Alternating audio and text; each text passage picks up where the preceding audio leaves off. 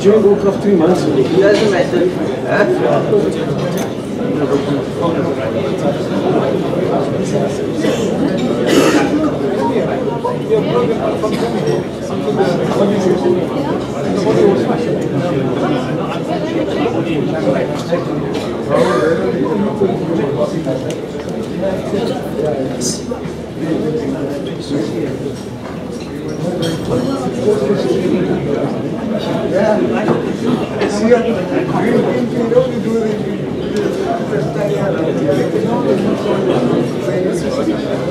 Tonight, we're going to the place called the Everyday for supper. Immediately after the top was 5. Right? And we're going to Masjid at the place. And then from there, we're going to take him. No, we're going to take him to the beachfront. So you must drive him there.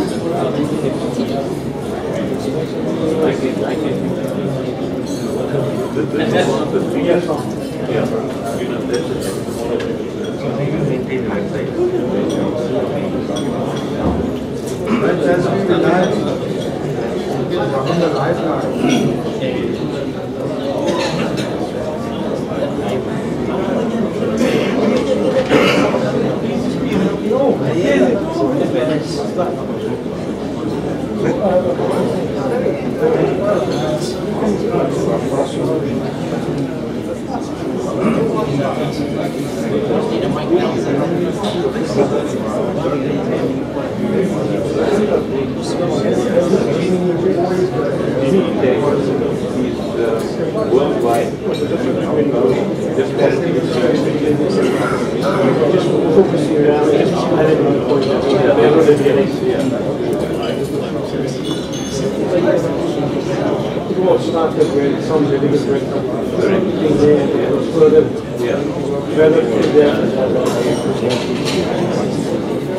There was a thing.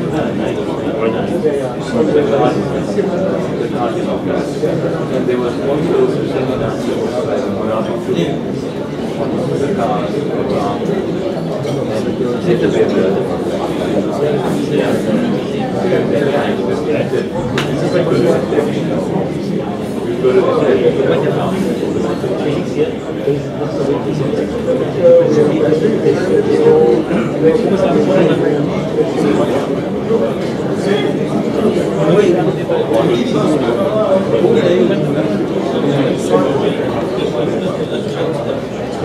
so we regard ourselves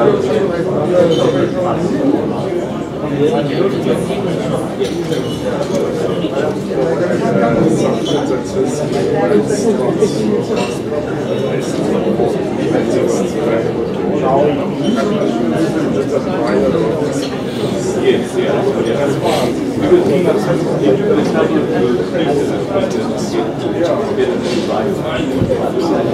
Bismillah ar-Rahman ar-Rahim. We'd like to commence in 3 minutes time, inshallah, please.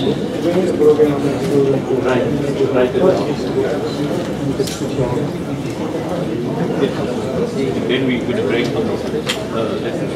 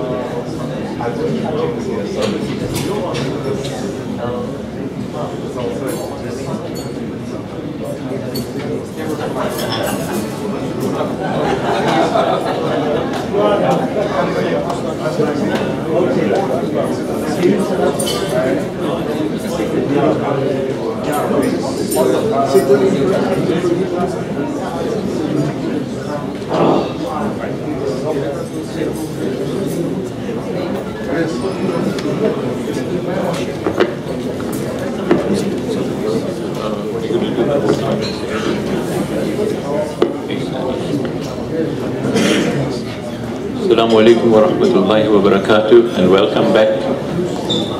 Can everybody get seated, please? We're about to start again. Alhamdulillahi Rabbil Alameen wassalatu wassalamu ala ashrafil mursaleen Sayyidina Muhammadi wa ala alihi wa ashabihi ajma'in.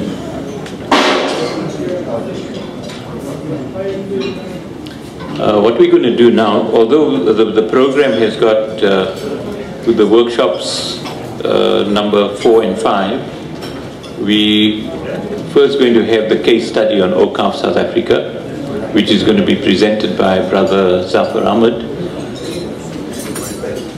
and that will be followed with the workshops. The one workshop will be on as per the program, Waqf proliferation. How do we go about increasing the number of Waqfs in our countries or in our towns and cities?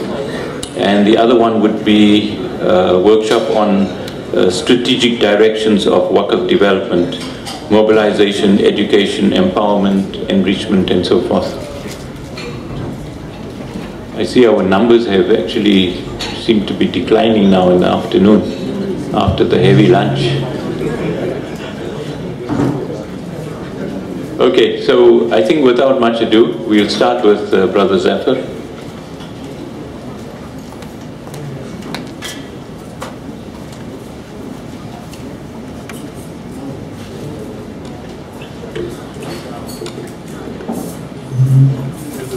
Bismillah ar-Rahman ar-Rahim. Assalamu alaikum wa rahmatullahi wa barakatuh. It's not the easiest slot in which to present when the tummies are satiated and the mood's gone down a little bit. But I trust the wonderful desserts would have given you the sugar boost you need to stay awake a little longer, inshallah. It's my pleasant task on behalf of Awqaf South Africa to just walk you through the organization and profile Awqaf South Africa to you. Alhamdulillah, the organization was established some 16, 17 years ago, obviously in the context of South Africa, which has its own history. So we heard in earlier discussions, we were blessed that Dinul Islam landed on our shores, be it through some very unfortunate circumstances way back in 1652, and then again in the 1860s when some laborers and traders arrived at the ports in Natal, and Muslims took root and Islam took root in our part of the country, and we've made our presence known and felt in the country. We've taken an active role in the dark days of apartheid as well. And in the early years of the democracy of South Africa, Muslim names and Muslim faces are very prominent in the struggle years and even in the earlier cabinets. Sadly, I think we're beginning to lose that very important space we once held. And I just tie back to the leadership discussion we had earlier today, that there's a huge vacuum even in political leadership which we need to establish, inshallah. Just like how Muslims in this country had a starting point, Awqaf in this country also had a starting point, Awqaf South Africa. And it started off in 1984 with an invitation for a number of delegates from South Africa that attended IDB training in Waqf and Zakah. Shortly after that, it was followed up in 1999 with a seminar on Zakah and Waqf by Sanzef, and another conference or seminar by the Murabituns, and some discussion on Zakah, Waqf, etc. And I think some bold visionaries saw the need for establishing Awqaf South Africa. The seeds were planted, and in 2000, the organization took shape and form. We heard from Brother Harun last night in the dinner. A few brothers got together, pledged a small amount of money with good intention, inshallah, and we see it growing from strength to strength, inshallah. So 2001 formally established, 2017 now 16 years, fledgling young organization trying to establish itself and already making a huge impact, inshallah. In terms of fitting into the South African context, to meet all of the compliance and logistical and legal requirements, AwqAF is established as an NGO in the South African context. We see AwqAF South Africa as a sovereign fund for the Ummah in South Africa to pool the resources, put them into waqfs. There's some dedicated and some discretionary waqf funds, and the funds are invested, and only the returns or the returns of investment are used in what we call downstream spends. I've spoken about this already. Our vision, of course, is for AwqAF South Africa to become the single sovereign fund, because there's a great value in unity. Rather than having 20 small funds, if we had it in one big fund, there's so much more we can do. And so we want to mobilize civil society, and for the benefit of the broader community, Muslim, non-Muslim, make an impact in this wonderful land of South Africa, inshallah. Also, there's a lack of understanding. There was a time when waqfs were widely accepted and known in the Muslim communities. And we've lost lost a bit of touch with this institution of waqf. And so part of our mission is to re-advocate and to create an advocacy campaign about this institute of waqf, and to bring it back into the common understanding and common practice for Muslim communities, and again to take its rightful place in the social fabric of society, inshallah. I've spoken a little bit about this as well in terms of just meeting the corporate governance and the legal requirements of South Africa. In establishing AwqAF South Africa, we've met with all of the legal requirements to be established as an official recognized organization, to meet all of the legislative requirements and compliance requirements, because it's really imperative that when an organization deals with community funds, that there be no shadow of doubt in its legislative compliance and its integrity. In terms of the structure of AwqAF and the way it's managed and controlled, all keeping in mind with the legislative compliance that is required, that's a structure of the council, and it's growing all the time. For example, you see executive members, although you see 4 blocks there may be 5 or 6, and as AwqAF grows, the structures evolve and devolve to make sure that we remain an active, professional organization of integrity, inshallah. That's just another snapshot of the structure in terms of the senior management and how AwqAF is structured and operated.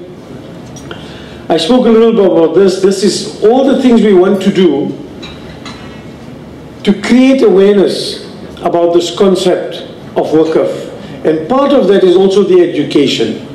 And so there are seminars like this, there are visits to schools, publications, a very active website, programs in schools. We've got an online course that you can do now on the AwqAF website. Self-assessment, and you actually can pass that assessment, and then you get the basics of AwqAF. And in fact, my initial involvement with AwqAF was because I'm in education. I'd like to create a module, to write up a module on waqf, which is to be taught in Islamic schools, in the actual curriculum, so that students, as they grow up, as they learn all the other things that they learn in Islamic studies, that this concept of waqf is also retaught to our children, and so they grow up with it, and inshallah the next generation will have a head start on it, inshallah. So we've spoken about the advocacy. We take advantage of all the slots we can get on radio and television, and very often you'll hear members of the AwqAF Foundation, Zainul and Harun Kala and many others on radio stations and TV stations, always trying to promote the concept of waqf, and AwqAF in particular. We have a large number of the repository of documents on our website if anybody wishes more information. There's some brochures and print material that's always made available.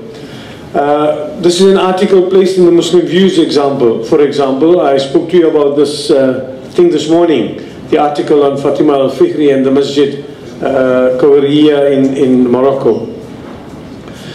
So part of our mobilization campaign is to engage with organizations and with people on one-on-one, is to get them to understand this in our own networks, to begin to talk about Waqaf. And we heard last night about Hartley Road Primary School giving each kid a Waqaf account. Those children begin to grow up with this understanding. So there are lots of other avenues of trying to get this knowledge and this understanding of Waqaf out in the community. So this is all part of our mobilization efforts, and there are many opportunities. We heard about the example in Singapore. In Singapore, what actually happens is part of the taxes the government takes off your salary is dedicated immediately into a Waqaf. So at that point of earning, the taxes are paid, and that's how that Waqaf is established.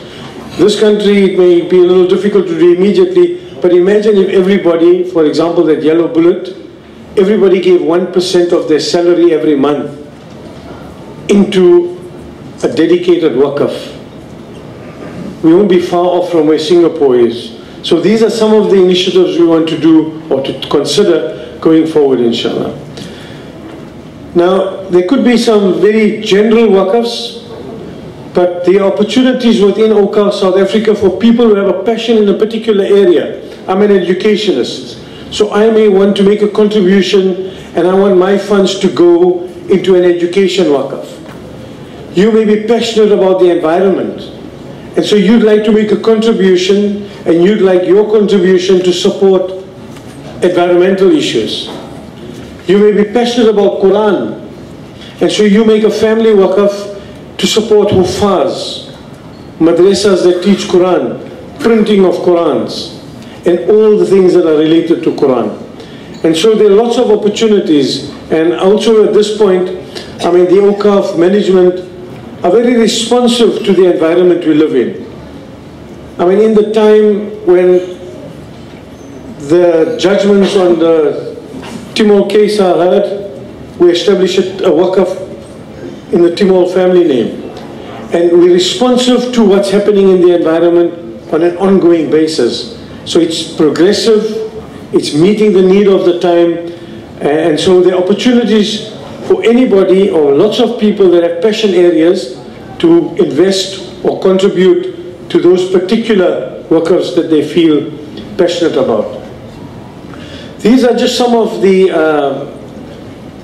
funds that are pooled are invested, and the returns of the investments are used for what we call downstream spend. So these are just some of the pictures of some of the investments and the properties funds are invested in, and the returns from all of these properties, of course, go into to spends, downstream spends as far as the Waqaf is concerned. This particular slide is the school project, My Waqaf, and the idea here is to get every Muslim child in every school to have a Waqaf account with Awqaf South Africa. Imagine if every school, every child, primary school, high school has an account with an initial amount in it.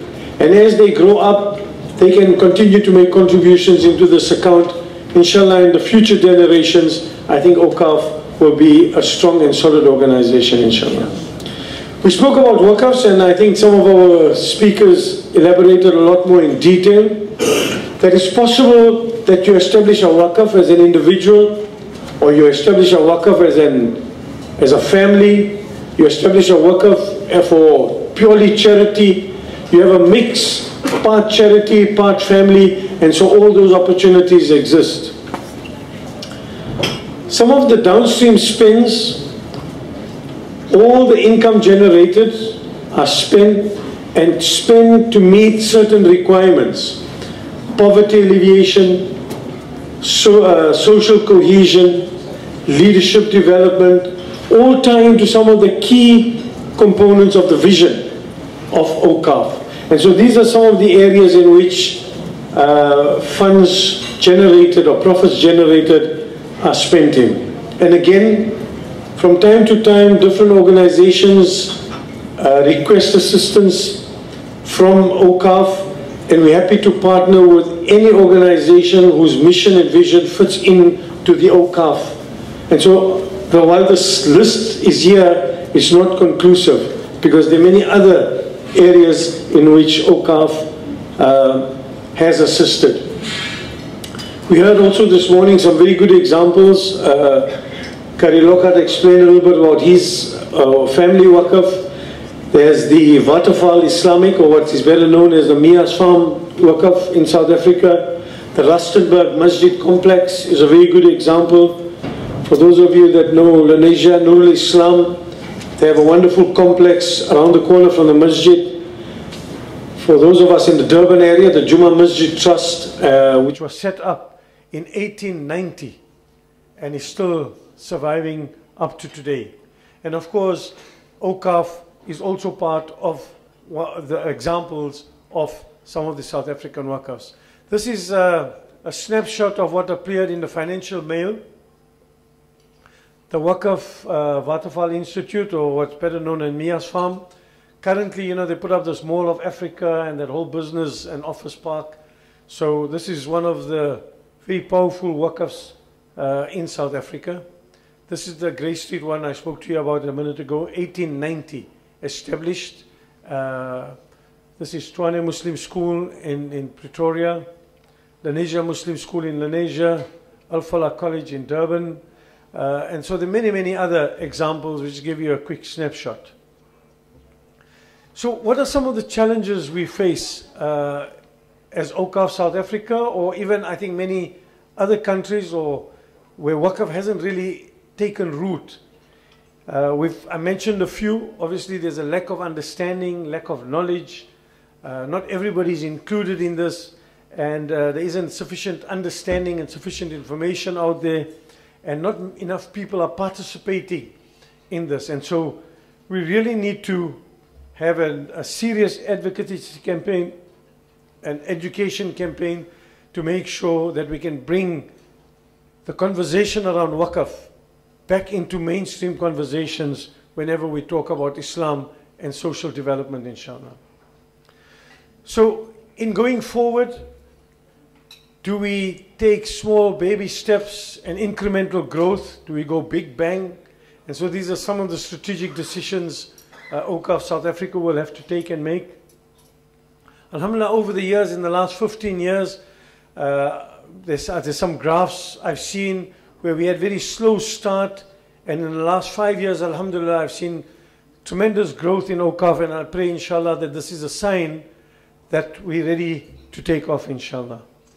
And so we want to make sure that as many people understand and can join us in this journey to understand what waqf is, and the more people we have on board, the stronger the organization can be. The stronger the organization can be, the more people we can reach and touch, inshallah. I thank you. Jazakallah. Assalamu alaikum wa rahmatullah.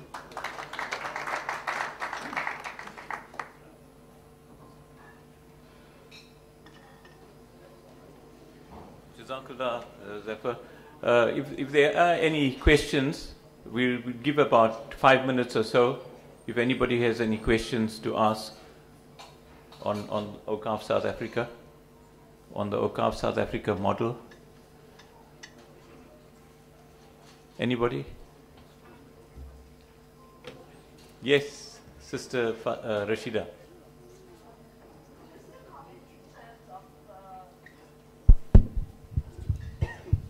Thank you. I just want to make a comment in relation to brother that talked about a module regarding Awqaf and information, creating awareness amongst our youngsters. I like the idea, the concept. For many years, I struggled with the aspect of a model or a manual or some information booklet and sharing of this on zakah. And for some reason, there was always this. So I think we in the community are ready to take this to schools, the concept of taking it to all our Muslim schools and giving off this information. And perhaps combine both of them because, you know, make it a module entirely in terms of that. A lot of information is available, a lot of information, even the booklets are kind of almost done by Hussein Issof as well again. But maybe we can draw on those aspects and get the alims to polish on it. Okay, just a suggestion. It's a good suggestion. Anybody else? Okay, sister there. Yes, in the next session that will be done. Brother. Assalamu alaikum. Just want to get some information that brother encourage us to, instead of creating small works, go for a bigger organization so it can be in a sense of unity. Just wanted to get the idea that how you should be able to take care and look after the needs of the smaller cities. But definitely you need people from those areas and you need the organizations from those areas to look after the needs of the people. I think that's a good question, but I think there's a two-pronged strategy. One is a centralization strategy and the other one is a decentralization strategy. So I think we need to accommodate both, but in the case where, for example, there's smaller waqafs that wish to be incorporated into AwqafSA, that is quite possible, and we'd have to discuss with the relevant parties as to how we would actually go about managing. I think it would be done on a case-by-case basis. But I think where there are bigger waqafs and family waqafs and so forth, and people may wish that they want to actually do it on their own, while we encourage the common waqaf and grow the waqaf fund as large as possible, then you know, there must be allowance also for the decentralization as well. So I think it depends on the parties themselves. The advantage, of course, is that the Awqaf South Africa, all the tax exemptions, the registrations, all that is done. It already has structures, and it's a question of just coming to some kind of agreement as to how we're going to function. I think we can take examples in the corporate sector, that you have organizations like Old Mutual, and you know, they have existed for hundreds of years, but they pool together large and small. But where we feel, I think, strategically, because we need to just be careful, because we have a lot of enemies out there. So we just need to be careful. And I mean, like Dr. Hisham said yesterday, that the biggest risk that Awqaf has, or Waqf, the entire Waqf or Awqaf sector has, is a reputational risk. And if our reputation is damaged in any way whatsoever, it may affect everyone. So, you know, I think it's a risk issue that needs to be taken into account. Harun? Assalamu alaikum wa rahmatullahi wa barakatuh. I think that, brother, you asked a very important question. If we look at combining forces, then 1 + 1 should not make 2, it should be 11. And that's the power of synergy, and that's how we're seeing it. Because in today's world, if we talk about family waqafs, and somebody decides they're setting up a 20 or 30 or 40 million rand waqaf, we're not seeing these, although they are quite large in number, they're not really economically viable.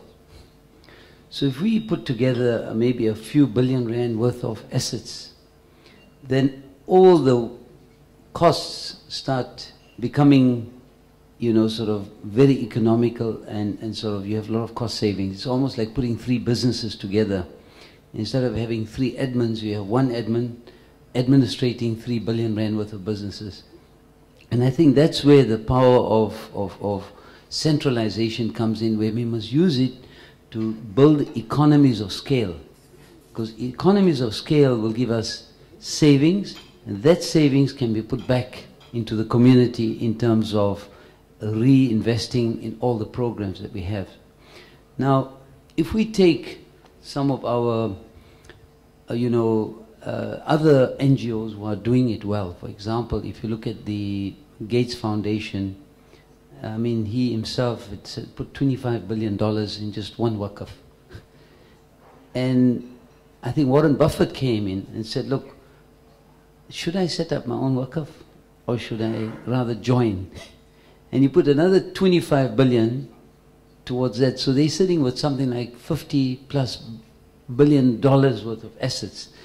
And they've seen that the economies of scale that you can get globally and their global, trust is huge. The other point you made was looking after the interests or the services that smaller communities require. So there are two approaches. As Zainul said, we believe in centralization of investment and collection, but we believe in decentralization of ensuring that everyone in the smaller communities are also looked after. For example, we have two waqfs, and there are two jamiyats. In fact, one in Mpumalanga and one in Witbank. They've invested a small amount of money with Awqaf. So we have 6 waqfs that have come together, or 6 NGOs have come together, and they've invested in one reasonable sized property. And so we're not investing separately, we're investing together. And one of the brothers, I think it was Brother Kari Lochat, over lunch was telling us, and Akbar and myself and Shiraz were talking, that we need to pool our resources together and not have smaller waqfs, because that's where we'll find that the economies of scale kick in. But we must not neglect the small towns. It's very, very important. And there I think it's going to be a bigger job for us to reach out.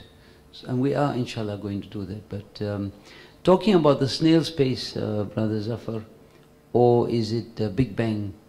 I'd like to say, inshallah, I'm hoping that we are the tortoise versus the rabbit. And you know who won the race there. So we want to go slow but sure with a very good foundation, inshallah. Assalamu alaikum wa rahmatullah. Alaikum salam. Jazakallah khairan.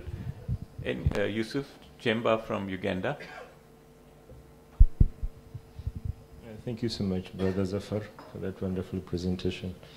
Yes, I think most of the questions actually have been responded to by Brother Harun.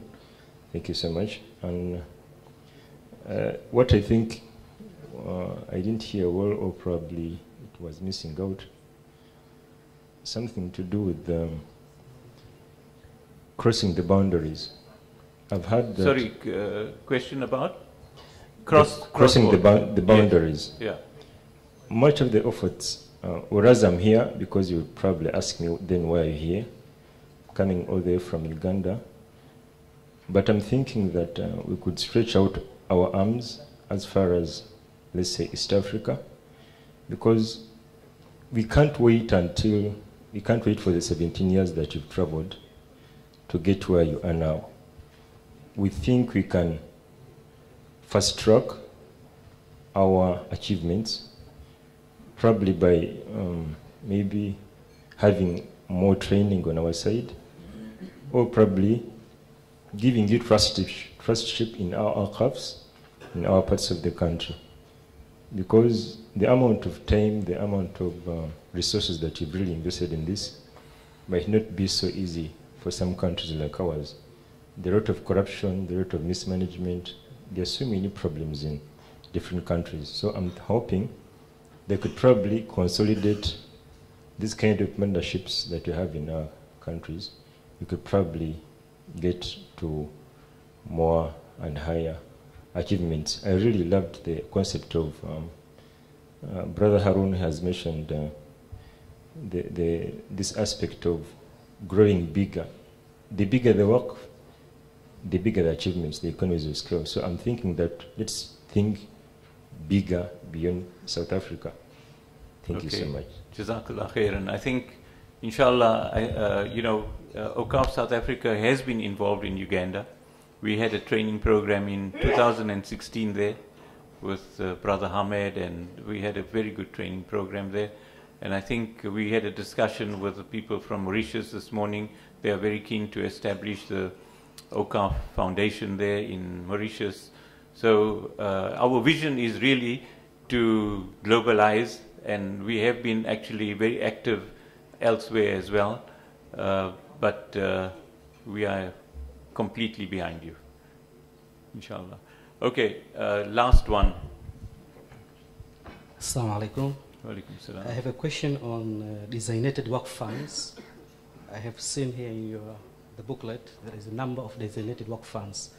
So I don't know how those previously managing these funds, they have they have handed over to you. How, is it a total management under AwqafSA South Africa, or partial, or any memorandum of understanding, or I don't know how you manage this, designated work funds? So basically what happens, if you donate into the education Waqf fund, so that's the designated fund, okay? Now you may have, you may actually create that designated fund, either give it as discretionary to the mutawallis to decide which education, where it should be spent, or you can actually direct the mutawallis as to where you want it to be spent. So it's actually just by agreement, and then the duty of the organization management is to ensure that the monies are spent where in accordance to how you direct it. So, and of course, our accounting system needs to actually talk to what you have directed. So it's quite simple, actually. Yes. So AwqafSA South Africa manages it with your direction. Or you've given the direction, the mandate to the trustees. Yeah?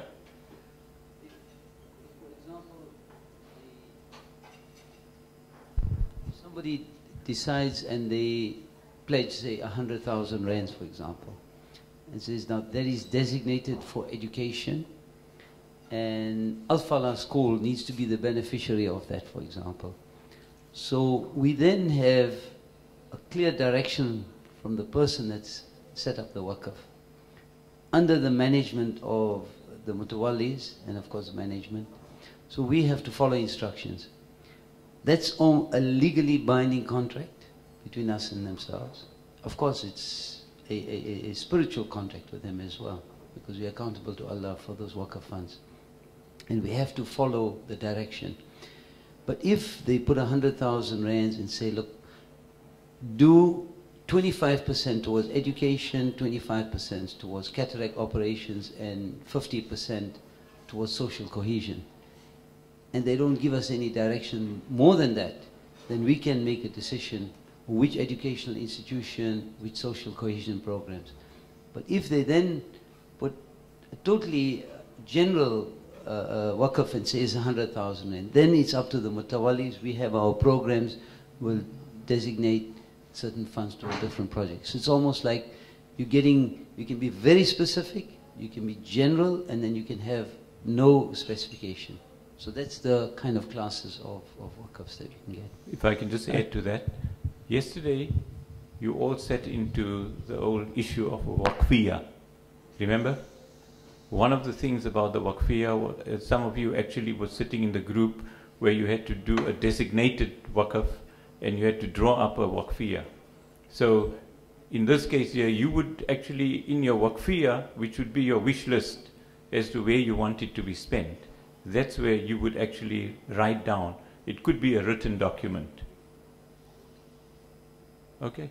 All right. I think we will end here. If you have any further questions, you can always meet with us and speak to us, and we could elaborate further. But now I want to, we're going to start our workshops, and I want to call Brother Shiraz Ghani up.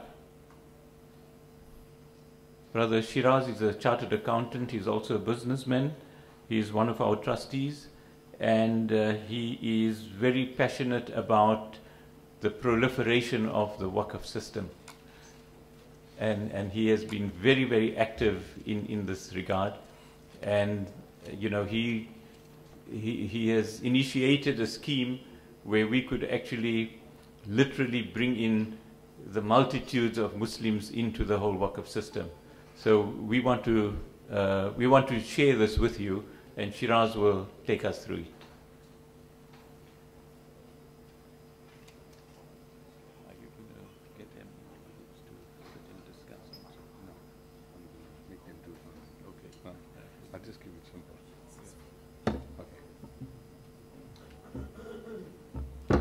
Assalamu alaikum. I'm not as very learned on Waqf as many of you here. However, I've listened to a lot of the education on Waqf previously, and I've tried to put some of them into implementation in my own layman way. So, just a few ideas regarding ways and means of fundraising. I'm just going to run through with you yourself regarding Waqfs. I think everybody understands Waqfs, except we've got to understand Waqf. You have the spiritual Waqf, you have the educational Waqf, but you also have the income generating Waqf, which is something that Awqaf is focusing on.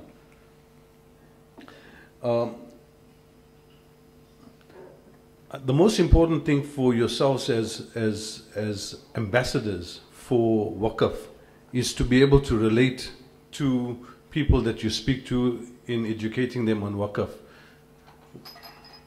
So, in order to build a database, you have to speak to many people, but you also have to relate to those people. You have to consider what their passions are, and you have to understand the personalities.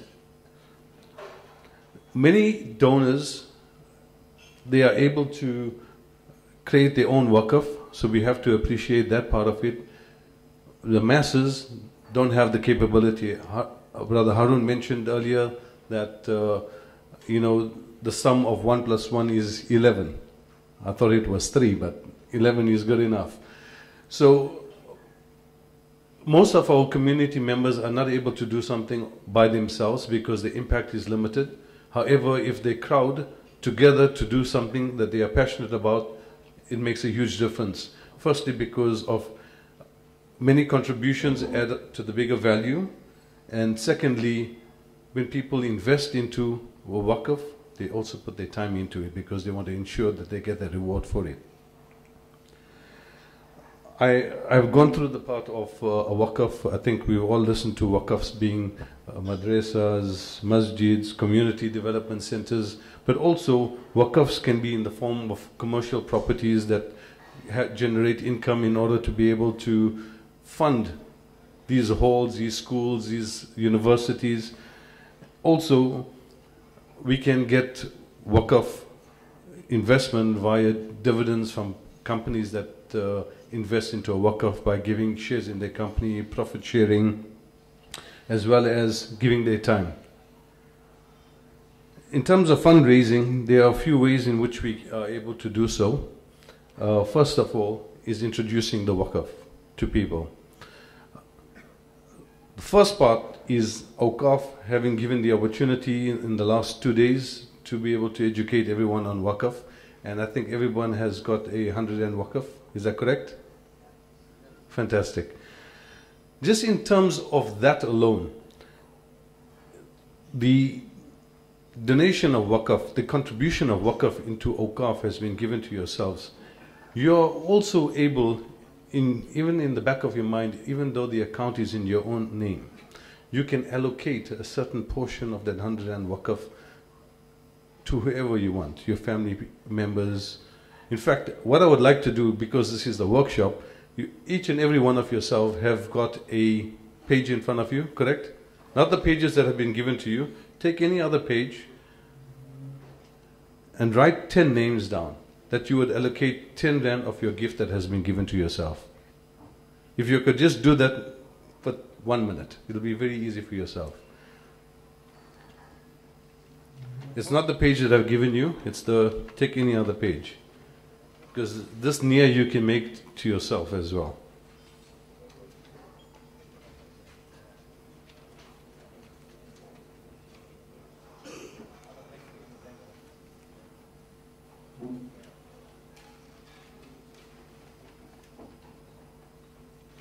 I'm just going to give you 1 minute, so write whatever comes first in your mind. That's the intention.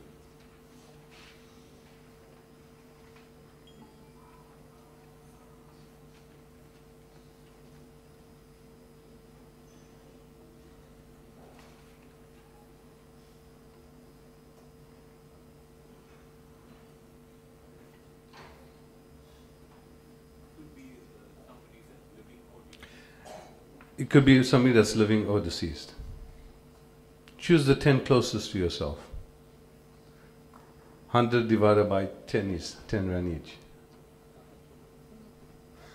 Don't forget that you may have more than 10, just write the first 10 that come to your mind.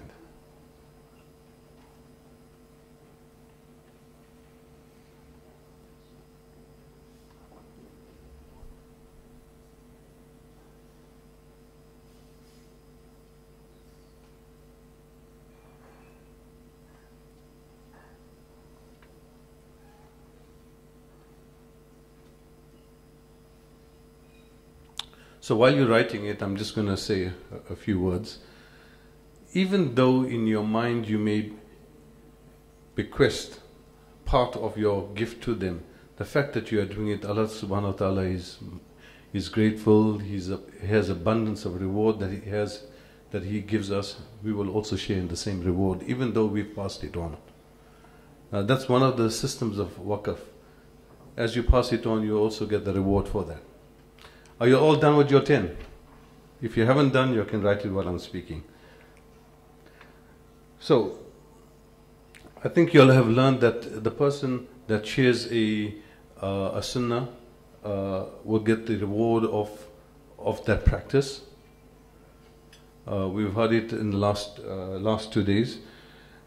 So, in front of you people, we've given you all 2 pieces of paper as well. That is because the intention of this workshop is to target 8 people that after this workshop each and every one of you people will speak to. So while I'm talking, you've got the page in front of you. Think of 8 people that are living. Now you can think of the people that are living that you will then educate on waqf, and you will also give them a gift. Because part of this workshop is a gift that will be given to yourselves so that you may pass on to somebody else. It may not be a lot, but it doesn't matter because every reward you get is beneficial. 8 names, 10 rand per name, whom you're going to speak to and educate them on waqf. And I'll tell you why it's irrelevant on the amount. The fact that you are able to educate them, the Prophet ﷺ has said that when you pass away, you leave 3 things. The first one is beneficial knowledge that you pass on, and this is what I'm asking you to do. Ongoing charity, you are indirectly also giving for them and yourself by contributing 10 rand to each one of them. And the other one is, as we know, pious children that pray for you. So in those forms, I particularly want you to write 8 names while I'm talking, because those are the first 8 people that you're going to target. There are over 50 people that are sitting here right now. By the end of the session, we should have 400 people that we are additionally going to add on to the waqf. Now, although it may seem meager, a 10 rand donation or contribution that we are giving on their behalf, what it is them coming into the fold of the waqf system, being educated, starting to get the passion of it, and seeing the benefits of it that they indirectly have been benefiting from in their daily lives but they haven't realized it. If they go to the masjid, it's a waqf. There may be a waqf like we see in the Great State Masjid that is upkeeping that masjid. So when people come to that educational understanding, they come from ignorance to knowledge and they also participate. Tomorrow, if they contribute 1,000 rands towards a waqf because you've introduced them to it, they will get the full benefit of that. But Allah subhanahu wa ta'ala will also give you a reward equal to the reward that they are getting. And this system goes back all the way to our Prophet sallallahu alaihi wasallam. Everybody in the chain that has educated us benefit from this. So this is the reason, please write down 8 names, make an effort that when you finish off with this workshop, you will target those 8 people.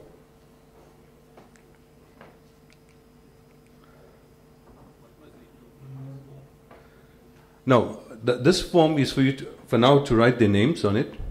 And when you leave here, you're going to be educating them on a waqf. And after they've understood what you have said, you are going to gift them, and you're going to explain to them how you are gifting them the waqf. You are giving 10 rands on their behalf, and you can add on to that as you wish as well. But from an Awqaf perspective, we are just giving some token in order to create an account. You will be explaining to, you will be telling them the 10 rand will go into a capital investment, and that will generate an income going forward in a bigger pool, because 10 rand in 1,000,000 rands is significant. And if we have many people contributing, the pool can become better and bigger. With that revenue, they will enjoy the rewards of whatever beneficial activities happen. Okay, so what will happen is you are writing their names on the top, and then once you completed speaking to them about it, you're going to ask them if they will accept the gift. Nobody will reject the gift. In this list, can Yes. we add like family member? You can add your children even. So you create an account for them as well. Okay. So you will have to take, because Awqaf will require to open an account for them, we have listed a few details that we require in order to activate that account and identify them going forward.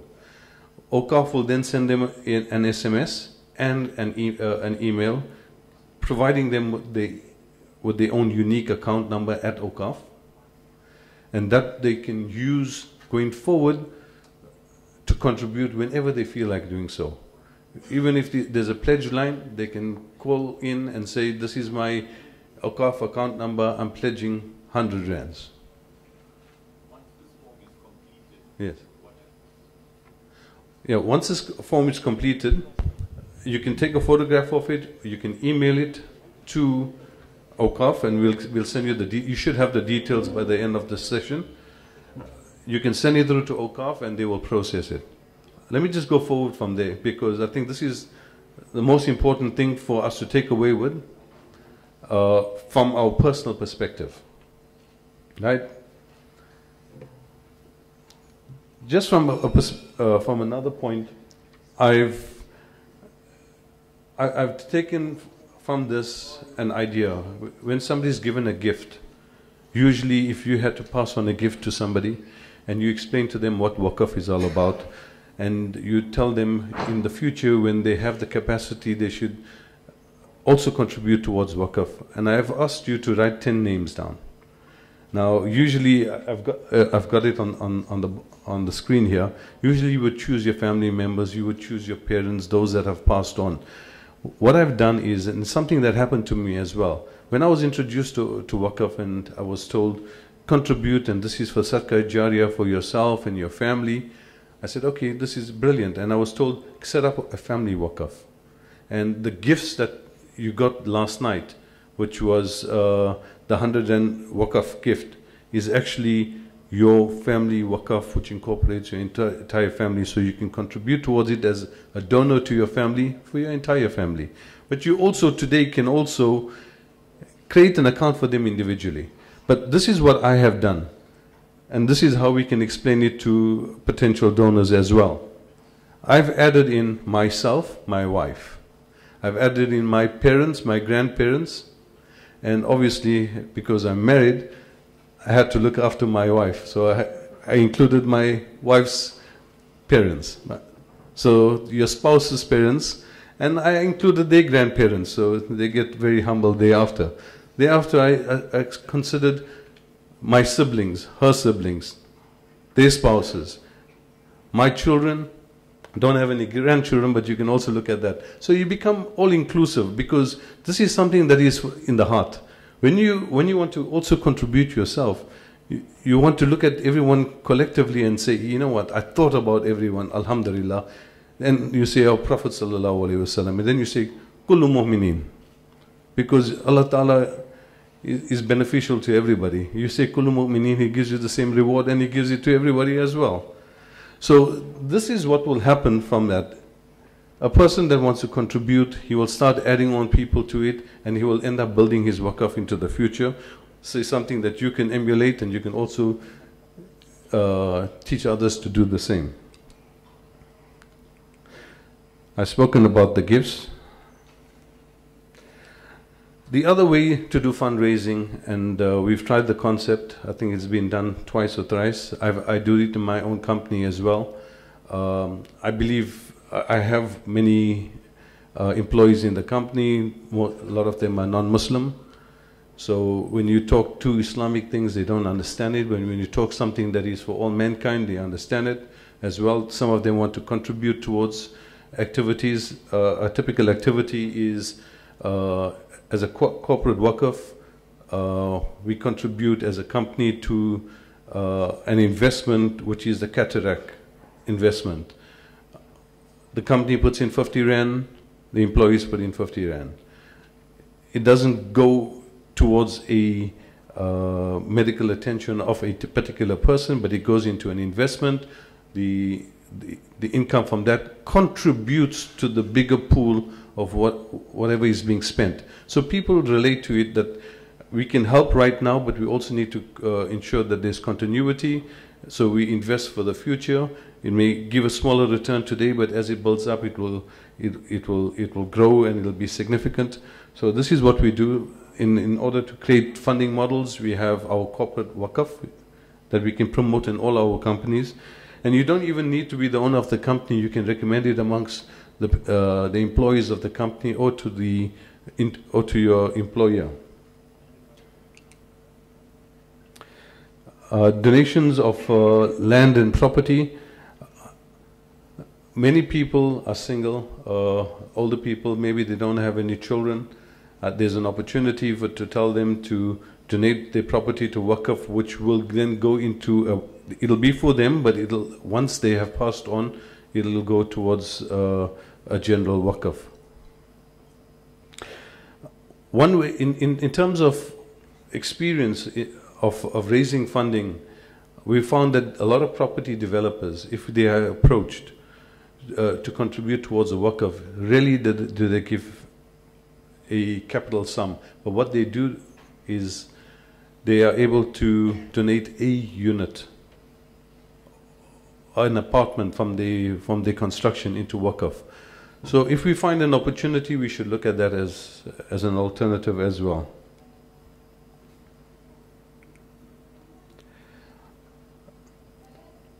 Contribution of equity in business. Sometimes it's a little bit difficult, but a lot of companies have opted to give to a waqf a portion of the equity of their company. I think we've looked at it in the past, and some of them have also found that if they have different shareholders, many of them will ensure that the conduct of the company is done and run well, because they have Allah subhanahu wa ta'ala's interest in there as well.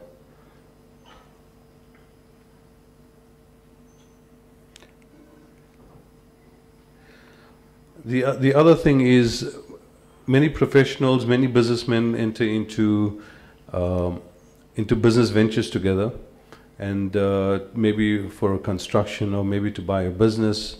One of the elements that they could consider in that, and we could propose to them, is giving a portion of that investment to waqf. If there's a pool of 10 people putting 100,000 to do a business venture making R1 million, they could consider the first year's profit going towards contributing to the equity of a waqf, and then apportioning the shares according to the percentage thereafter. It has worked in the past, and it's something that we could do going forward as well. Another aspect of being able to raise funds, many of us go to weddings, and we find that a lot of money is being spent. We could tell the married couple or their parents, instead of going over extravagant, put some money into a waqf for the married couple. We should use every occasion. The Sahabas used to use every occasion to also give waqf, and it's not about giving in waqf that we don't see it in our hands all the time. Yes, we should be giving the barfi and all the sweetmeats, but we should also, while we are doing that, impart that sunnah, that habit. When a child is born, give in waqf. When a child, one second now, when there's a religious occasion, Eid, you give a waqf. The child is learning. You instill in the habit with him when he's young. As he grows, he will instill it in other people. Also, before death as well, waqf. I think it's very important. Some of us neglect that. People that are drafting their wills, a lot of them leave it for their children and expect their children to do charity on their behalf. We've listened to the talks earlier. I think it's important that while we are alive, we should include in our will something for our own akhirah. So there's a 1/3 contribution that is allowed for maximum for waqf. Anything up to 1/3, we should stipulate it in our will today, so we know that we secure our future in the akhirah. Okay, so I'm going to be done, but just quickly, we spoke about the 100 rand waqf that everyone received. And then I showed a slide where a person from his own side, after being introduced to waqf, there comes an occasion and he says, I want to contribute towards a building that's going for an educational waqf. So there's an investment that Awqaf or any other waqf foundation is promoting that will go into a education fund to fund education. So from 100 rand being introduced, he then contributes 3,000 rands. And I've broken it down into the different segments. Here I've got the different projects that Awqaf has got. It's not limited to that. Imam development, I've spoken about social education, social and political education, funeral waqfs, spiritual waqfs. As a person goes through his life and has capability, he will contribute towards a waqf. And I've given 6 examples on different occasions. And where a person least expects it, maybe 12 months later, maybe 2 years later, because they had an opportunity, they've raised, in this particular case, 13,000 rands from their own side in waqf, spanning different waqfs. If we had the capability, starting off with the 400 people that we would introduce the waqf to today, if we had to reach 10,000 people that have the same mentality of this example, we could have 131 million rands that could be raised towards waqf. That's a great pool in order to be able to invest and serve humanity. I'm going to conclude by saying that we should continuously promote waqf and be ambassadors. Shukran.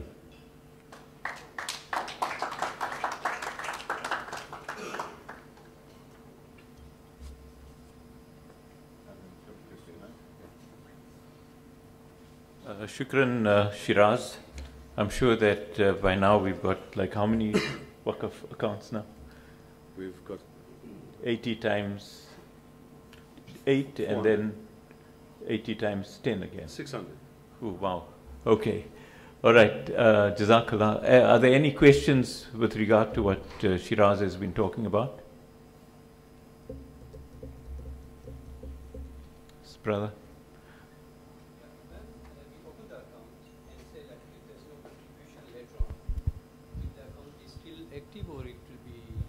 It's a lifelong account. Correct. the account will exist in perpetuity. That's the beauty. This is Waqaf. It's Sadaqah Jariyah. Normally we would make a contribution. I think everybody makes contributions for Sadaqah Jariyah. How many of you have given towards a masjid or a madrasa? Almost everybody. The only difference between that and this is an income generating Waqaf that will help support even the masjid. Many people, I think last year, Awqaf had a project, Project 21, in which 21 masjids in the Western Cape were went under maintenance and rehabilitation. And that came from Waqaf. Not only Waqaf, also the beauty of Waqaf is when a Waqaf initiates something with the seed capital, from the income that it has generated, other people participate. So there's barakah. So other people have also contributed towards making a lot of projects a reality. I think 2 months ago we had the Palestinian children that were brought down in order to do an awareness campaign on a humanitarian aspect. Awqaf initiated the project, assisted and facilitated in the children coming down into South Africa, contributed 25% to 30% of the cost. The rest of our community contributed the rest because everybody's passionate about it. So the most important thing, as we are currently, money is invested to initiate projects. As we grow the fund, we are able to fully fund them. But it initiates the community nevertheless. So in perpetuity, the account, even if you didn't have to look at it from an account perspective, your capital is invested and will generate the sawab, the reward for you continuously.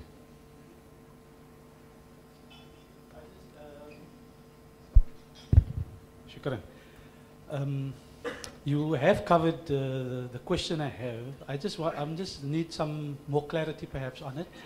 The question is basically, let's say I have an account already existing, and I want to bring on my family members, right? And each one contribute a certain amount extra than what I contribute itself. Can that be done, or do we need to make a separate, get a separate number for them as well? No, it can be done under your account. Basically, a unique account number is given to yourself. From the details that you have provided already for yesterday's gift, a unique account number will be generated for yourself. You will be informed on it, and your kids can contribute towards it. Remember, giving in Waqaf is about the niyyah. It's not always about the accountability of it. But however, what we are trying to promote is the art of giving and to strive to achieve. My typical example, I was asked to set up a family Waqaf, so I set it up under my father's name. As time went by, I decided, because we were contributing, yes, we are contributing to our family Waqaf, but we've also broken down into smaller families. So we create that as well. So it's an individual thing as well as a family participation. The advantage of having it as a family Waqaf, and this is one of the reasons why we put a alternative, is to say, if it's Shiraz Ghani, then it's Shiraz Ghani Family Waqaf. We can create a Waqaf under that name. So post your demise, your children will also be contributing towards it because they have the habit already that you've instilled in them to continue doing that. And you were also doing that for your grandchildren, and they were also contributing towards your family Waqaf. Once you have passed on, they will continue that. During your death, post your death, they will remember it. And it becomes a habit. And as they all promote it to others, you will also get the reward. So this is an excuse. By us creating these account numbers is an excuse for you to identify yourself in the grand Waqaf. You are part of it, you belong to it, you're a member of it, and you will always have an association with it. That's really the intention of this. Can I just I think, Rana, within our accounting system, it's possible to actually create an account for every single individual, every single donor. So if your children are contributing, although in terms of Sharia, they are not actually, how shall I say, liable and eligible for creating waqfs, but if they want to give, it's actually your money that they're giving anyway, so it's still considered as yours, but it could go into their account. So like we're doing with all the school children, each one having their own individual accounts, and ultimately that's it could still be it could still fall under your main account and have sub accounts for your children or anybody else. Go ahead. Yes, sir. Go ahead. Let me just add to the conversation. The thing is that as parents, we are allowed to set up waqfs for our children. So although they may not necessarily have to do it, but we are allowed to do it separately. So that's perfectly acceptable. So tomorrow, inshallah, within a week, you will receive a certificate that will have your name, and normally when we set it up, we'll say, brother, let's say Shiraz, Ghani, and family waqf. And in addition to that, if he has a daughter or a son, it says Nazim Ghani as well, his waqf. So it can be individually designed, or you can just contribute to the family. So it's open. Just to add to what Shiraz was saying, and this is something very interesting that has occurred in the last few days. He said that we are, Awqaf South Africa is an organization, is a catalyst for the waqf system in South Africa. That's really our role. We don't want to be part of the reaction. We want to fast track the waqf system in South Africa. But we needed to facilitate the model, how it's done. And we're very happy to see many waqfs being set up in the country. Let me give you an example. And this, of course, I have not discussed with the board, so I'll be just very brief on the example. We bought a piece of land in South Africa for an old age home. And we paid about 2.2 million rand. Alhamdulillah, the land is valued at something like 5 million today. It's about 2.5 to 3 years old. And the small community came together and they put the waqf, but they said they'd like Awqaf to house the waqf because they don't want the headache of setting up a new charity, registration, all the issues that you have. Another NGO has approached us literally on Thursday evening. Wednesday evening. And a meeting was held, and they said, look, why don't we work together? On that piece of land, we are prepared to put an old age home, and the cost is going to be something like, and I told them, look, the minimum cost is 20 million if you want to do something decent. And they said the 20 million we will guarantee. We'd like to work with Awqaf South Africa, and we're happy to put that in. So we initiate projects, and we're happy to work together with somebody to say, let's join hands with us to build it up. And that's been the waqf system, not now, from the time of our beloved Nabi Sallallahu Alaihi Wasallam. It's been open door policy, and we have an open hand. We're happy to, because everything belongs to Allah at the end of the day. Whatever we give belongs to us. Whatever we keep belongs to Allah Subhanahu wa Ta'ala. So that's the same approach that we want to. Hey? The other way around. That is good. No. Whatever you give. Whatever we give belongs to us. Yes, belongs whatever to we keep belongs to Allah. Am I right? Yes. Sorry. Whatever we. That's exactly right. Yeah. You're confusing me. I'm just checking. Let me repeat it, right? Whatever we give belongs to us. Whatever we keep belongs to Allah. After all, everything belongs to Him. Jazakallah khair. Thanks. Salam. Okay, now keep it there.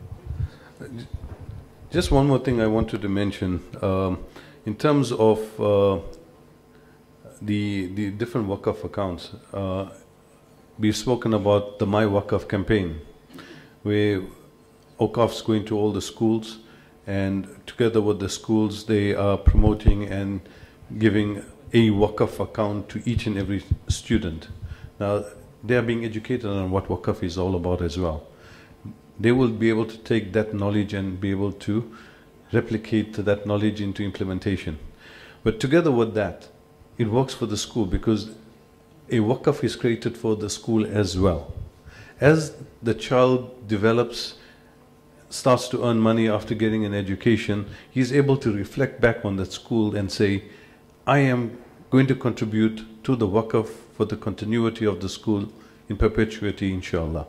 So it's a beneficial education because in implementation, the more people that understand waqf and contribute towards waqf, the more sustainable all our projects, inshallah, will be. I just want to give you another example. There was one school where the school teacher actually initiates projects in the schools, and one of the projects that he initiated was he asked their grade 7 students to do a bit of fundraising from their parents to establish their own waqf accounts. So they were not given the gift through Awqaf, but they were given the gift by their parents to open a waqf account.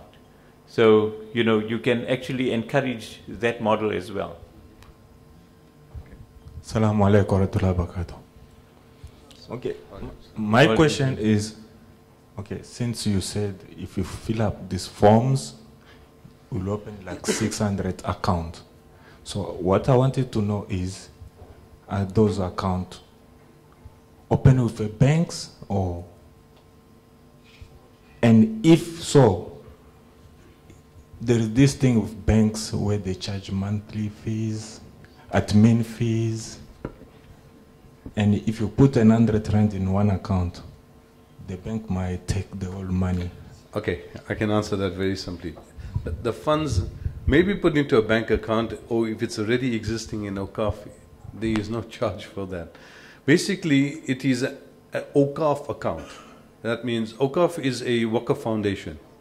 When you are gifted, a donor is giving a gift on your behalf to Awqaf. Awqaf has the capital totally preserved. Not 1 cent of that money is utilized for any expenses. It's capitalized. It is then invested into property or other types of investment that generate an income. That income is the only thing that is utilized, and the capital is always reserved. Obviously, the income is used for beneficial projects to serve humanity. So it's an internal Awqaf account. So simply, there is no bank charges, and that 100 rand remains intact. It's going to be there forever, inshallah. Okay, sorry, sister first, then brother there at the back, then Dr. Algoni. Assalamu alaikum. I feel a bit embarrassed, but I need more clarity regarding these things, right? Suppose I put them in my children's names. So they have individual accounts then. And then in future, each time I want to gift my child, can I now contribute to Awqaf through that account number, or how does it work? Correct. You can do that through that account number. Once you give the details, and that's why it's a bit comprehensive, once you give the details for each of the recipient that you are gifting that waqf to, Awqaf will then contact them via SMS and or email, and will provide them with a background on Awqaf as well as give them a unique account number. That account can be utilized whenever they want to contribute towards a waqf. They could even call Awqaf and say, we have a problem in school, we walk to school, we see that there is a need for somebody carrying an umbrella for us as children, so we want to create a waqf for that. And it has been done in the past, and it can be done. So they would create a waqf for whatever they think that it's suitable, and the money will be invested into property or any other investment, but the income from that will be allocated proportionately for that kind of project. So will you have like a database online where if I want to give somebody's child a gift, so I can go online and... They will have to give you the account number. Yes, or they will have to give their Correct, account because numbers. it's personal information. Okay. All right. But the beauty of it is, you could continuously, if there's a birthday party. I was just telling her that. I said I got so excited about it before you brought that up. I got so excited and I told her, this is wonderful because you give children gifts that they don't need. Correct. Children have everything, you just give them for the sake of giving. And yet this is so wonderful. I'd really rather put that money in here. During Ramadan, in Johannesburg, an institution called Ashraful Ulum did a Ramadan project with the youth female children. So they did it very fancily. They came out with a boarding pass and they've asked the children to come in on a Saturday morning and join them on the journey. This is their boarding pass to come to the program, and the hostess would be Apa so and so, and to come and enjoy the journey. So we contacted them and we said, whoever does attend and joins you on the journey over those 4 Saturdays, every journey, as we see, there's a reward system.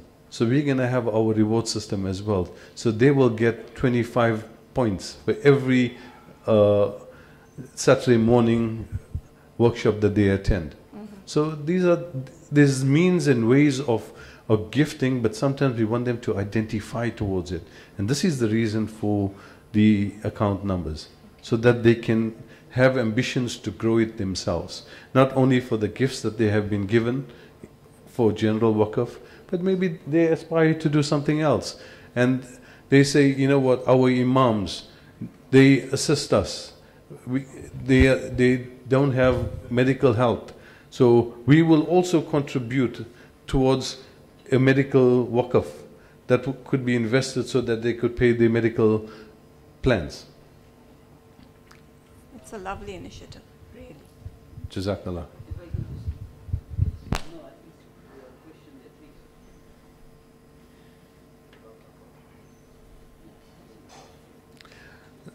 So please, I think we're getting an idea of the reason why those 2 pieces of paper have been on your tables. Ensure that it's like an amana to yourself. You've been gifted with the 80 Rand waqf, 10 Rand times 8. Please ensure that you gift it so somebody benefits from it. Just want to show you this. It's on the Awqaf website. A few years ago we started this where, like you said, you know, parents don't know, the kids have everything actually. So why not think of an Eid gift? So give your child an Eid gift of 100 Rand. So something similar to what you're talking about and what Shiraz is actually talking about. But this is going rather on a little bit of a mass scale where we're going to the schools. And a lot of parents actually did this, and you could actually then, in fact, from your suggestion, what we'll do is we'll create this form online, the gift form. So, yes, yeah, okay, inshallah. So it's done. Assalamu alaikum. Walaikum salam. Just wanted to seek clarification on the new project that Uncle mentioned about probably partnering with an NGO. Is this an Islamic NGO, non-Islamic NGO? Has AwqafSA ever done such a project where they've had to partner with a non-Islamic NGO, because obviously their focus and objectives could be the same? So if you could just shed some more light on that. Mike?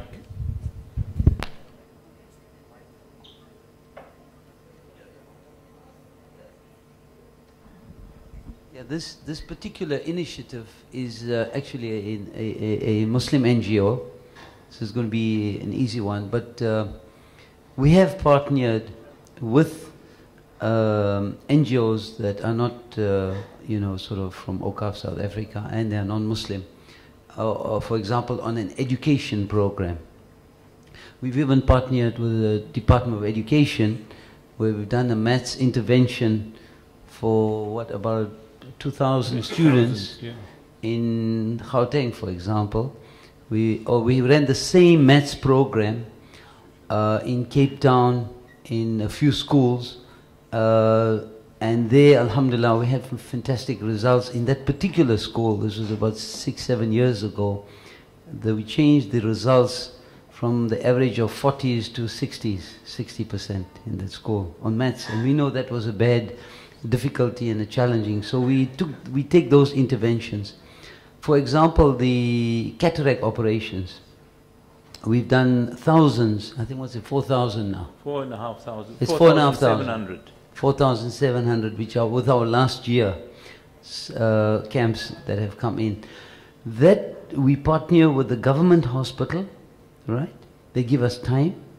The Islamic Medical Association, they give free services, and we provide the equipment for that.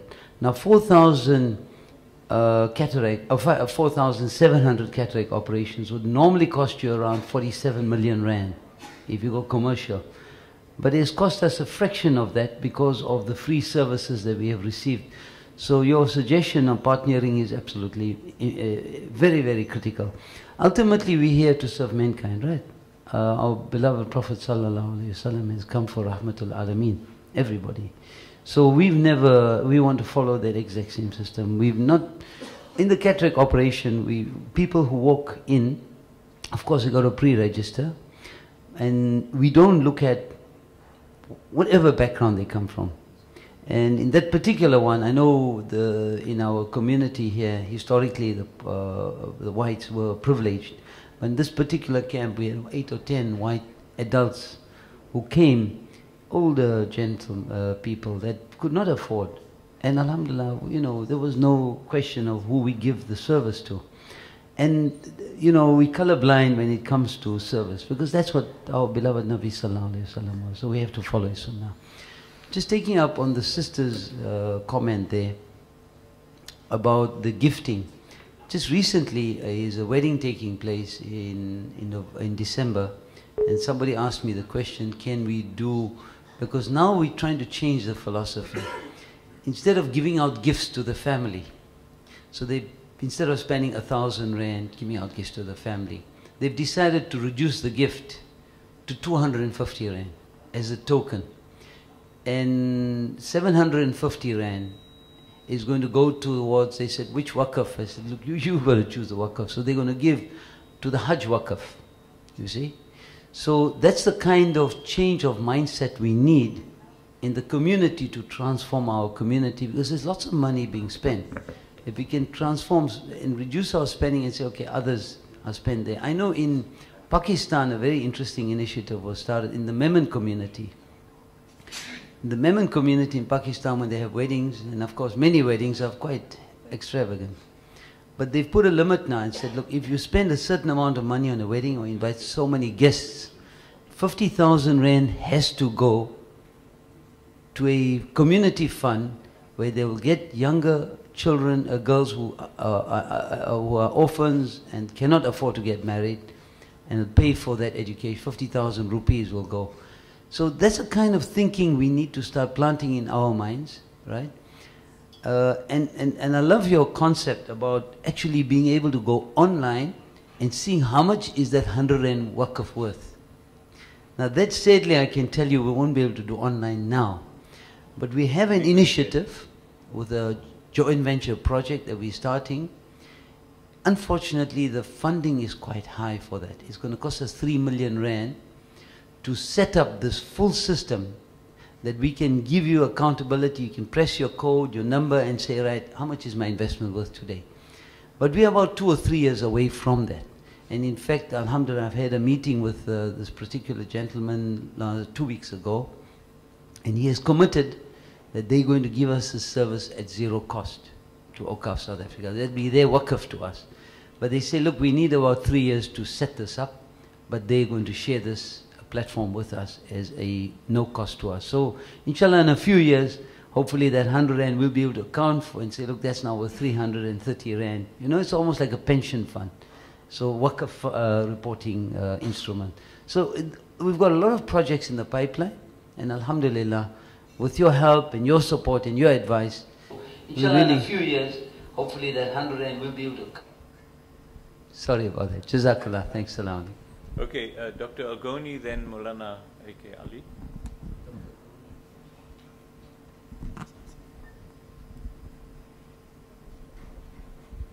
Bismillah ar-Rahman ar-Rahim. I wanted just to mention something related to what Brother Harun has just mentioned. It is narrated that Rasulullah sallallahu alaihi wasallam gave something to Sayyidah Aisha alayhi radwanullah. I think it is money or food. And then someone came and knocked at the door and he asked her, what is it? He said, someone wanted something. He said, okay, give him something. So she gave him. And in the afternoon, he asked her again, can you bring it? So she came to him and she said, هذا الذي بقي. This is what has remained of what you have given me. He said to her, no, you are wrong. الذي بقي الذي أعطيتي. What has remained is the one that you have given. This one is not for us yet until we see where you have spent it. But the one that you gave as sadaqah is the one that has remained. So I wanted just to say that whatever we give to our children, and that is what remains of our money. Whatever money we eat or we dress or we go vacations or whatever, is something that is not going to be for us. It is lost. But الذي بقي, the one that remains, is the 100 rand that we keep as a waqf. After 100 years, it becomes 1,000 rand. That is the rands, the money that is baqiya. Thank you. Yes, whatever you give away is always yours. Whatever you keep is never yours. Okay, Maulana A.K. Ali, then Yusuf Jemba. I think we're going to... Assalamu alaikum. Yes. I just wanted to ask a question and want to know here from the audience, how many ulama do we have here? If you'd allow me. Ulama, can we just show a show of hands, please? MashaAllah. Quite a number of ulama. I want to appeal to the ulama. I stand here. You know, Alhamdulillah Rabbil Alameen, what we have heard in the past hour must be understood that AwqafSA has driven the consciousness of waqf in our community and society. The proliferation and them being a catalyst, that word has been used, is undeniable. Now we in our institutions has been taught the theory of waqf, the implementation of it. There is a system, administration, and the whole application of it that has to be taken further in our communities and society. Now, here we see from the front, there is almost such a strong motivation for people to embrace. Now, when I was given my list of names, and I was already, earlier this morning, my wife has already placed me in a position where she said, I have not fulfilled my haqq towards her in terms of the educational dimension or motivational dimension about the waqf. I've got 3 brothers and 4 sisters. I've put each, the senior nephews and nieces of this, of mine, I've put them on that particular list. And I've made a commitment to say, when I get back now, it has been too long that I've waited. We get caught up in so many things, that all of these brothers and sisters of mine, and the nephews and nieces' names that I've put here, I'm going to call them to a meeting. Now, further, I've asked the ulama to raise their hands here. Now, you, Alhamdulillah Rabbil Alameen, we have learned much here. We've had the top ulama here who presented the masail and some fiqhi dimensions to it, the ijtihadi dimensions to it, the investment dimensions to it. What is going to be our responsibility? Our responsibility would be, we have a large reach. I don't want your honorable selves as ulama, and I'm specifically speaking to the young ulama, there are many of you here, to fall in the same situation that I fell in. Almost that I am here, we are doing something, but we are not mobilizing, we are not motivating, we are not encouraging. We want your honorable selves, be you from Zambia, Tanzania, or from any of the other Southern African countries, or from any institution that you have qualified from, fall in the same category where we have just listened and there is a lack of implementation. Now it is a time for mobilization. For this amana and responsibility is what we project. I would like to say, just lastly, two things. We sit with a rural area. Now, you know, I listened to the example, or rather the projects that was presented here yesterday. There was very few, Siraj, that was presented in terms of a rural area project. That is number one. We need to think in terms of how do we deal with the underprivileged, the marginalized within our community and society, and create opportunities for them to understand that I equally have an opportunity to create that. And I think that was the question that the brother asked here. But we salute the ulama's presence here. We want you, inshallah al-Aziz, let us all drive this particular process further. Let's work with AwqafSA. You want to create your own thingy, but alhamdulillah, we have an opportunity here where the foundation has been laid. Jazakumullah. Jazakallah, Maulana. Anybody else? I think we can come to some conclusion here on yeah. Okay. Sorry, Maulana, thank you very much for your wonderful words.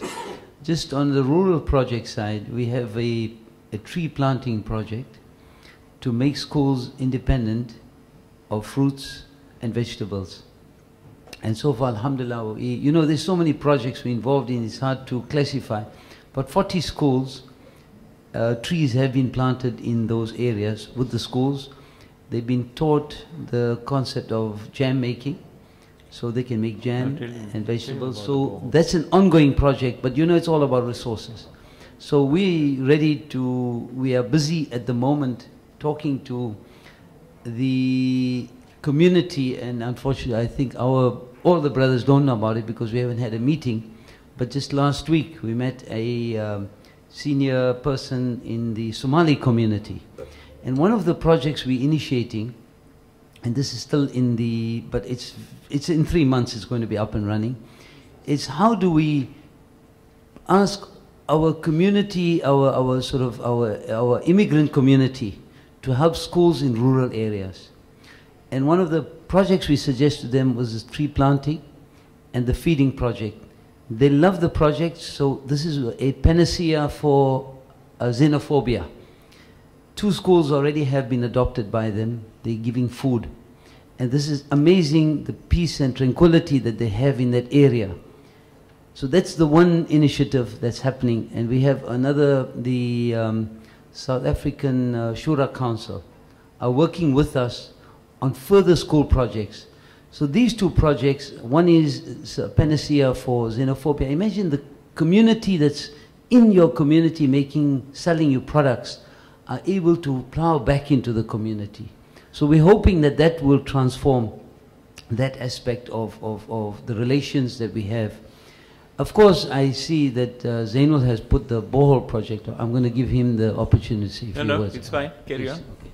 No, please. Okay, Maulana, with due respect also, alhamdulillah, in fact, before we arrived here on Thursday, our partner Crescent of Hope told us that 3 of our boreholes were now done near the Groblersdal area in rural schools. So most of our boreholes are actually being done in the rural areas, alhamdulillah.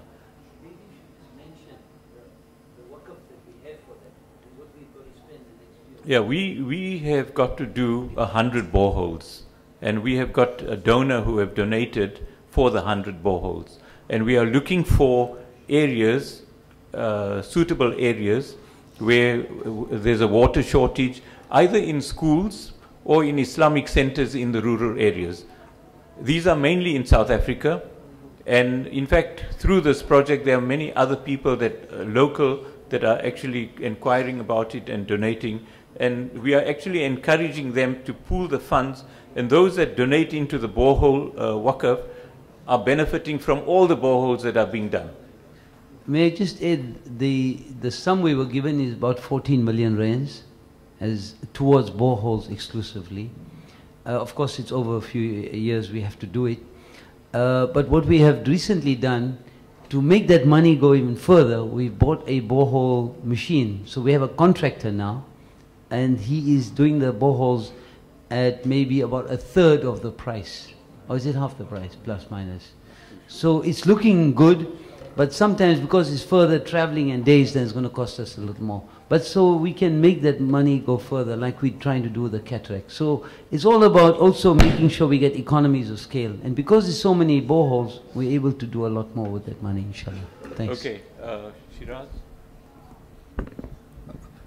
Just to speak about the Waqf accounts, the accounts that you will be receiving will be the unique account number in the name of the allocated beneficiary. The investment of that 10 Rand amount will go to different investment portfolios. So that is where the different categories, education, boreholes, masjid, all those categories that you can allocate that 10 Rand to, and even break it down. I just want to bring that in mind.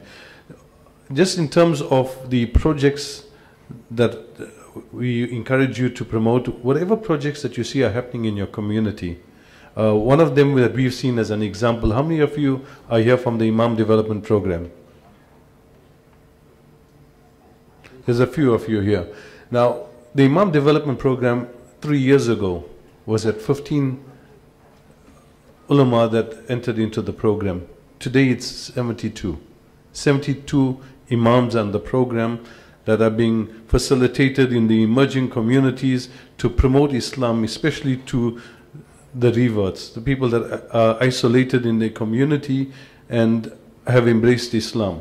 They are there to give that pillar of support. Seeing this in place, Awqaf has put in a Waqf, and that Waqf, people have contributed towards it. The mere fact that a Waqf in the name of the Imam Development Program has been put into place, it gives an excuse to people to say, I want my funds or a portion of my funds to go into that Waqf. Just in that light as well, there are institutions which Harun mentioned, which deal with social and political issues, a think tank for our Muslim community to ensure our relevance in the political arena in this time and age. 24 years into democracy, a lot of us have lost traction, and we see it, a lot of Islamophobia. Awqaf has put into place as well a Waqf to ensure the continuity of that education where Muslims and non-Muslims are taken through a program that develop them where they can go into media, NGOs, public sector, into government, and become relevant again, and also promote Muslim ethics and ideologies in that. And just another thing, each and every one of us can use the opportunity, the way that we have used this platform today to create 400 additional Waqf, inshallah, Waqf beneficiaries that will have account numbers, but most of you all sitting here that will go and ensure that you'll bring 8 more people to Awqaf. And the 200 plus that we had at the dinner, that makes 600. I had a discussion with our brother Abu Bakr. Every year we have in Nigeria, in Abuja, we have, he leads a program called the One Ummah, where it is a conference that promotes togetherness and the spirituality and also cohesion of Muslims and non-Muslims in Nigeria. It's attended by at least 4,000 people. What we've decided on, inshallah, if we have all the funding for the sponsorship for this year, whatever registration those 4,000 people give this year, it might be held in December, maybe we'll have it latest in January. The contribution of the entrance for those 4,000 people were given back to them in Waqf, inshallah.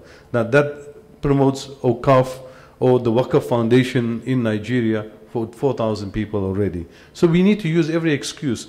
That excuse will give us the benefit of getting the reward for parting with that education, that knowledge. Shukran. Jazakallah. Okay, Jazakallah khairan. Let's give a round of applause to Shiraz. I think at this stage, the point has been amply made that we need to mobilize, we need to proliferate the Waqf system, but we need to be doing this in a very organized way as well. And there is a responsibility on all of us, on all of our shoulders here, or everyone present here today, that we're going to go back wherever we come from, we're going to start implementing the Waqf system. But now the crucial question is, how are we going to do that in our own localities, wherever we come from? So we're going to take a short break, maybe a 10-minute breather break, not a tea break, and we'll come back. We're going to go into groups and we're going to start discussing how are we going to be implementing our project in our own areas. So in the same groups that you were yesterday, groups 1 to 7, we will split up into you remember those groups? Okay. Those that came in today don't have a group, you can just join one of them. Same procedure, you'll appoint a facilitator, a scribe. We're all going to be discussing literally the same topic, but there'll be about 10 people per group, and I'll give you further directions as to what we're going to discuss. We'll have a facilitator and a scribe, and of course a register of all those in that group. Shukran, Jazakallah khairan. Assalamu alaikum. Assalamu alaikum wa rahmatullahi wa barakatuh. I just got an announcement to make. Normally when we have these Waqf workshops, we normally load up the PowerPoints to our event page.